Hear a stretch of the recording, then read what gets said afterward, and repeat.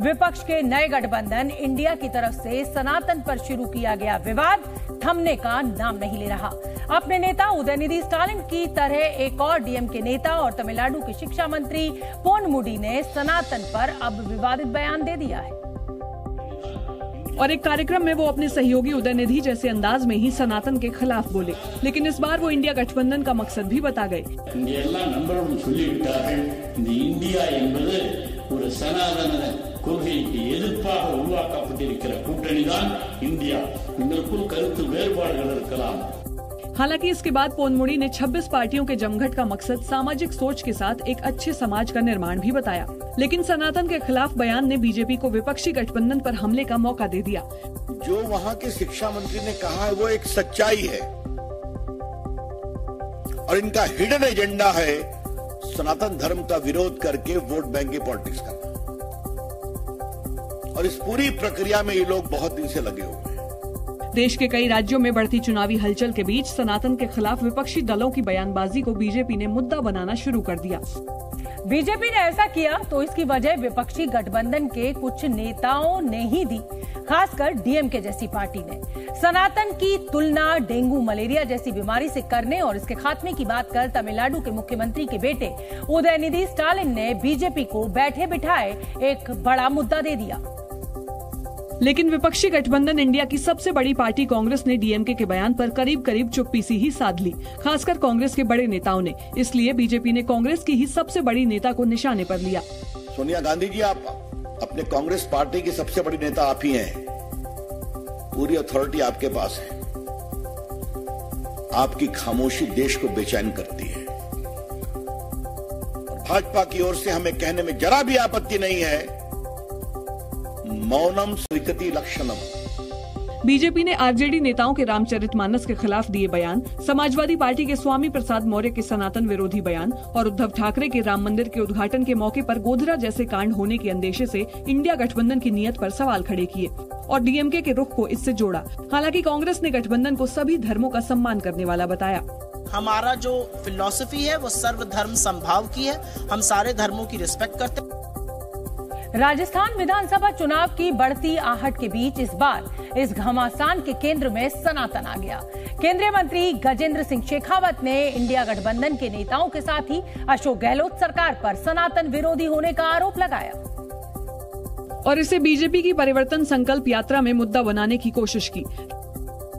कभी राम को नकारती है, कभी धर्म को नकारती है और कभी ये कहती है कि ये सनातन जो है मोदी जीत गया तो ये ताकतवर हो जाएगा, इस सनातन को समाप्त करो।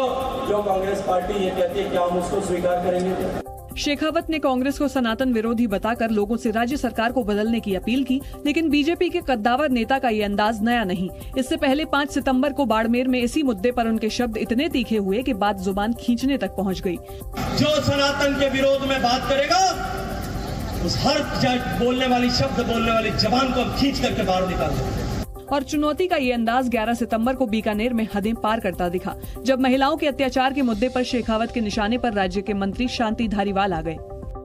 राजस्थान मर्दों का प्रदेश है, लेकिन राजस्थान की मर्दानगी पर कालिक पोतने का पाप किसने किया? अशोक गहलोत सरकार ने किया। और दुर्भाग्यपूर्ण है कि वो आप भी मंत्रिमंडल का हिस्सा है, वो आप भी मंत्री है।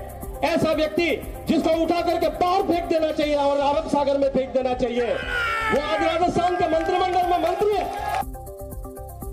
केंद्रीय मंत्री और पूर्व सेना प्रमुख जनरल वीके सिंह ने पाकिस्तान के कब्जे वाले कश्मीर के बारे में एक बड़ा ऐलान कर दिया। उनके इस बयान के बाद भारत से लेकर पीओके तक में खुशी की लहर है, क्योंकि केंद्रीय मंत्री जनरल वीके सिंह ने कहा है कि वो दिन दूर नहीं जब पाकिस्तान अधिकृत कश्मीर अपने आप भारत में शामिल हो जाएगा। पीओके अपने आप भारत के अंदर आएगा, थोड़ा सा इंतजार करें। दरअसल राजस्थान के दौसा में एक कार्यक्रम के दौरान जनरल वीके सिंह को पत्रकारों ने बताया कि पीओके में लोग भारत के साथ विलय की मांग कर रहे हैं और इस पर उनसे बीजेपी का रुख पूछा गया, जिसके बाद वीके सिंह ने कुछ समय इंतजार करने की बात कही। पीओके अपने आप भारत के अंदर आएगा, थोड़ा सा इंतजार करें। सोशल मीडिया पर वायरल वीडियो में पीओके के लोग भारत में विलय की मांग करते दिखे थे। पाकिस्तान अधिकृत कश्मीर पर जनरल वीके सिंह के ताजा बयान पर अब सियासत गर्मा गई है। कांग्रेस से लेकर शिवसेना, यूबीटी तक ने सवाल किया है कि आखिर ये काम पिछले 9 साल में क्यों नहीं किया गया। और पीओके का मुद्दा अब क्यों उठाया जा रहा है। इतना ही नहीं, कांग्रेस नेता राशिद अल्वी ने जनरल वीके सिंह से सवाल किया कि पीओके के भारत में शामिल होने के लिए और कितना इंतजार करना होगा। कांग्रेस ने बीजेपी नेता पर देश को गुमराह करने का आरोप लगाया। तो करने वाले होते हैं वो बोलते नहीं है।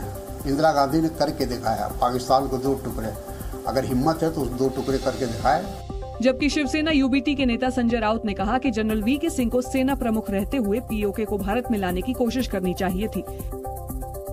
अरुणाचल का हिस्सा चाइना के मैप पर दिखाया गया है, ये पहले खत्म करो, ये पहले अपने कब्जे में लीजिए।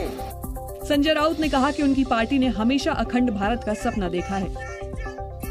पीओके पर केंद्रीय मंत्री जनरल वीके सिंह के बयान को लेकर आम आदमी पार्टी ने भी उन्हें घेरा है।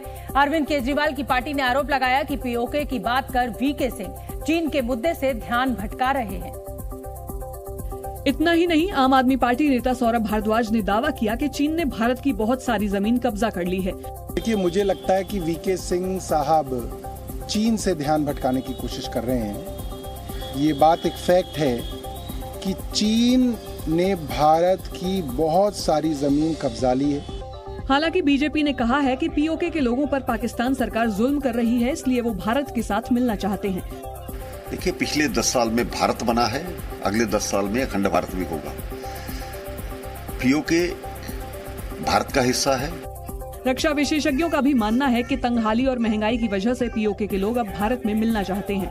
पीओके के लोग जो हैं उनको साफ तौर पर नजर आता है कि हिंदुस्तान के जम्मू एंड कश्मीर में बहुत जबरदस्त उन्नति हो रही है। पीओके के शिया मुस्लिमों ने अपने लिए भारत का रास्ता खोलने की मांग की है।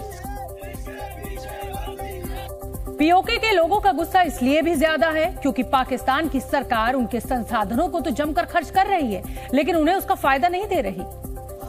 ऐसे में पीओके एक तरह के गृह युद्ध की तरफ बढ़ता दिख रहा है। पाकिस्तान अधिकृत कश्मीर में इन दिनों पाकिस्तान विरोधी प्रदर्शन हो रहे हैं और पीओके की आवाम मोदी सरकार से बॉर्डर खोलने की मांग कर रही है।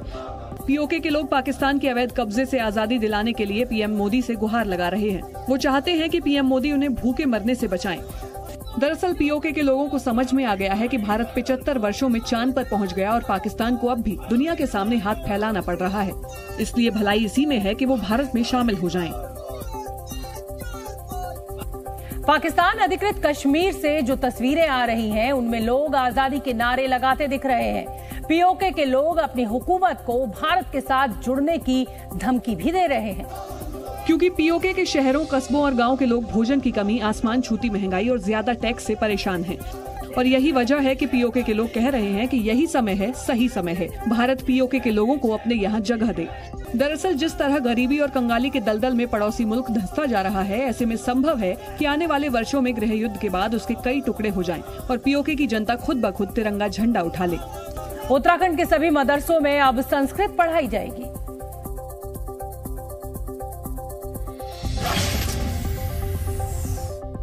उत्तराखंड में स्थित 117 मदरसों में संस्कृत की शिक्षा दी जाएगी। उत्तराखंड वक्फ बोर्ड के अध्यक्ष शादाब शम्स ने बताया कि मदरसों में एनसीईआरटी का पाठ्यक्रम लागू होगा, जिसमें दूसरे विषयों के साथ साथ संस्कृत की शिक्षा भी दी जाएगी।